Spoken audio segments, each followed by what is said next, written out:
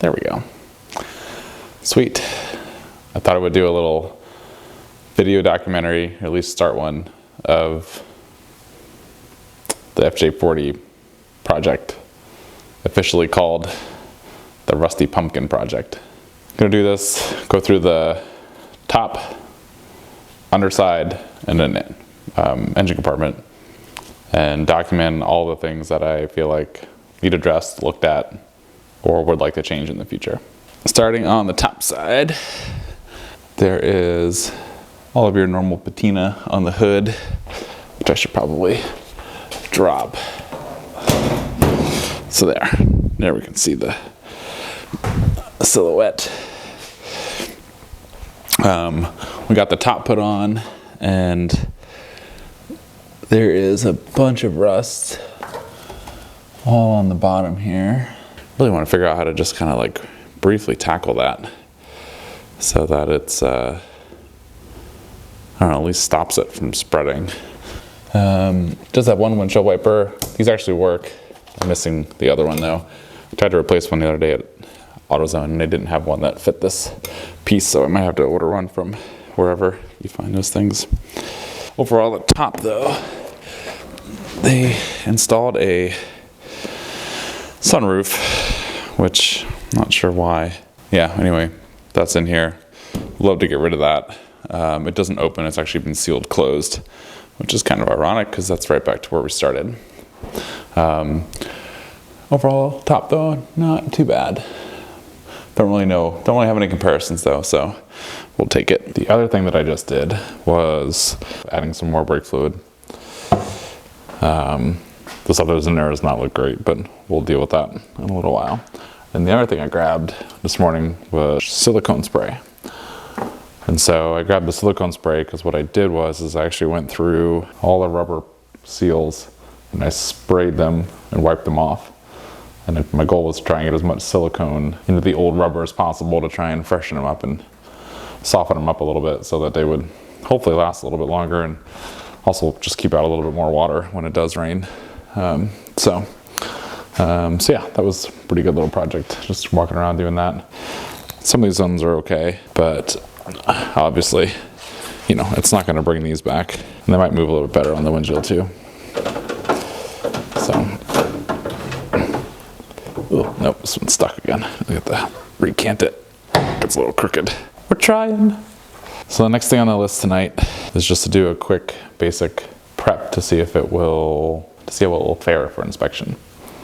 So I'm gonna try and just go through, test the lights, high beams, low beams, all the turn signals, reverse light, and all that kind of stuff, and just see where we're at with all that. I think one of the tires is gonna be a little bit low and might not pass, but I also don't know for a fact, so I'm just gonna try and, the goal is to go tomorrow morning, and I asked the guys at the station if I could basically join them for the inspection.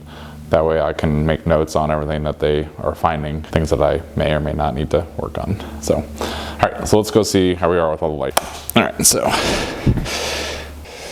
which we don't need the key on for. So, those lights are on. And go ahead, let's turn on the running lights. So we should see 2 lights, here we go. Nice, corner markers are on. I guess those only work when you have the signal on. And then how are we doing out back here? Oh, nice. We're actually doing all right. Cool. And this is sort of working. Yes. Good stuff. So let's do turn signals. Starts left. So that's working. That's working. And we'll take the long way around to the back. Cool. And that's working. Okay, good stuff. Let's do the right signal. Okay, right signal. It's working. Oh, not working. Working. But yeah, I don't know what's going on with, you can definitely hear it. It's also hard to tell here. What if I just,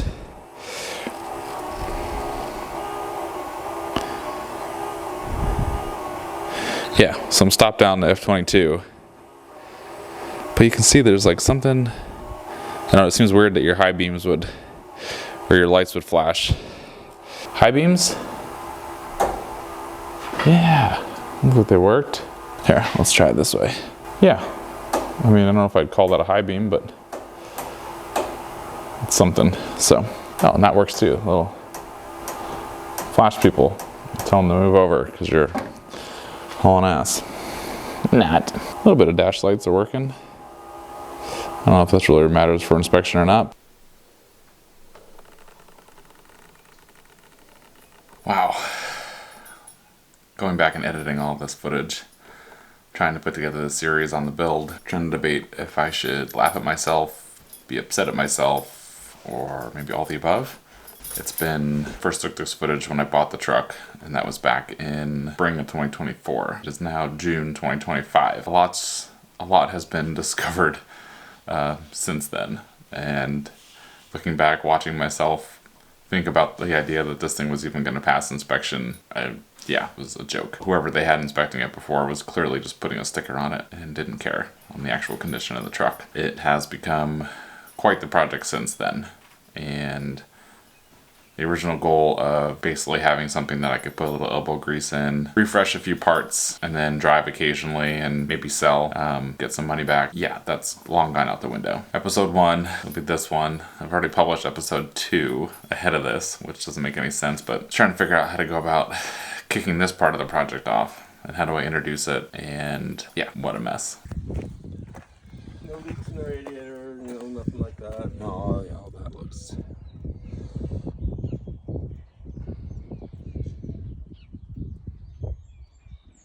Like I said, I think the carburetor's running a little rich.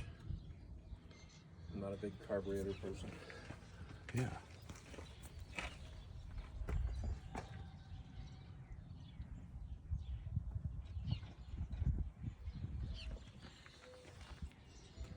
So you're probably just watching the video. That was the first time that I went and saw the truck and was doing my initial inspection. And yeah, there was so much I didn't do. I just glossed over that thing. I should have been doing compression checks, putting the front wheels up on a jack, driveline play, just like getting underneath there with a flashlight. I didn't do any of that. I just took the guy's word for it, took it for a drive, and that was it. The front brakes didn't even work. When I got them home and ended up taking them all apart, both front calipers were frozen.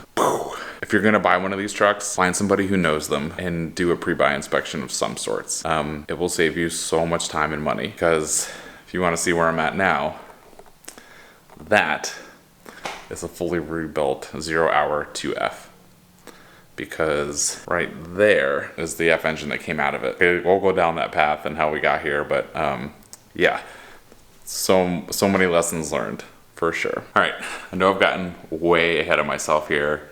We basically jumped forward 8 months of work and time to kind of get to where this thing is sitting now.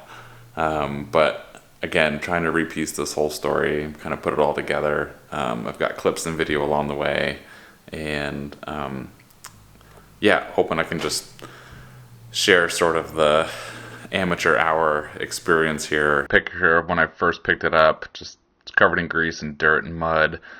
This is literally covered in chicken crap. It was in a barn just sitting there for a while. I've got boxes of parts. I've got everything labeled, thankfully. A little bit of organized chaos going on in the garage. Old carb that came with it. Here's what's left of the interior for right now. I've got a new gas tank. Those are the drive shafts there. Really working on, I've got the wiring harness pulled out. That needs redone. There's a short in it somewhere. Really a lot to do. I do have new tires for it and cleaned up the rims, put them on. There's the new early 2F that I have that was restored and rebuilt. Yeah, really excited about this. Did it locally in Williamsport, Palmer Engines. So hope you follow along on this journey. Feel free to comment if you've been here, if you've done this, anything I can learn along the way. I am by no means a mechanic. This was just a hobby project idea that I thought would be a great way to learn, stay busy, and yeah, just kind of see where it would take me.